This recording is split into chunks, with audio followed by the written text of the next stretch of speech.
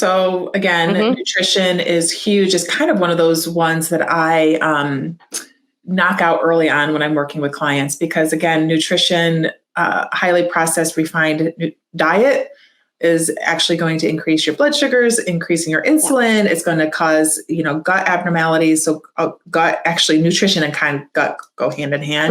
Right. So gut health.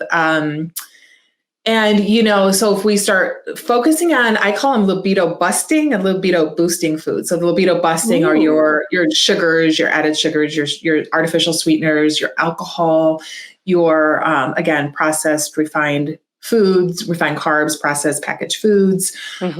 Those all bust your libido. And the boosting are more, again, whole food, healthy fats, healthier oils, not your toxic industrial seed oils. I always say the 3 S's and the 3 C's that I always have my clients take out, because, of all of my roadmap, and I call this my roadmap, there's not one good research paper out there that says, do this to help your libido, right? Like I've had to really piece together from all of these facets where it comes from. And the underlying with most of these, as far as health related causes, is inflammation. Yeah. So a lot of these toxic, these awful foods are causing inflammation at the level of the cell. Right. Which is where the hormone receptor lives, right? So that if you can't dock your hormones, you can have your normal level of hormones. Your doctor's like, well, you're normal. It might be, but they're just not able to get the message into the cell because of all of the inflammation at the level of the cell, including a high sugar diet will also do that. And so, the healthier fats and the whole foods and, your estrogen, your cruciferous veggies and are really going to help with estrogen metabolism and breaking down estrogen, fiber to help feed the gut bacteria. Because what a lot of people don't know is that we have gut bacteria that actually help us break down estrogens. Yes. So if you have an imbalance, you don't have those appropriate bacteria in your gut, you're going to be estrogen overloaded. And it's not going to be from your own natural estrogens. It's just going to be because you can't break them down.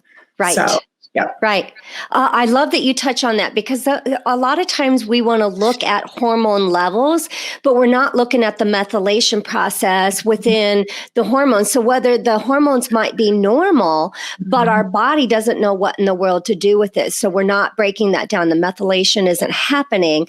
And so we're still having those issues and the symptoms, even though the tests say everything is okay. Yes, correct. And that even goes to the liver also. I mean, we break down the gut bacteria, the liver, all of it. And if you're taxing your body with, say, even, what I don't really touch on in my roadmap, but it's kind of sort of the underlying theme as well, is like lots of medications, again, the alcohol, anything that's going to further tax, and also toxins, that's going to further tax your liver, is going to take the priority away from breaking down your hormones to breaking down the toxins and trying to shuttle them out of your body. So. Right.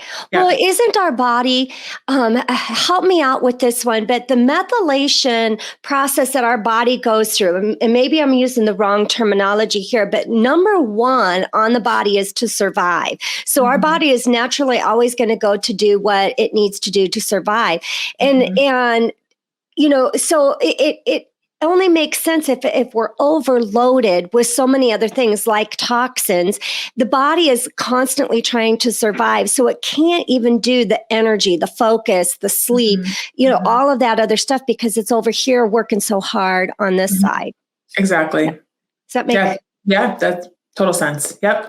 We're going to, our body just wants to survive. And when you're stressed, you're not going to do a lot of things. You're just going to be in survival mode. Right. You're stressed, again, it leads into higher blood sugars because you're just always running from that tiger.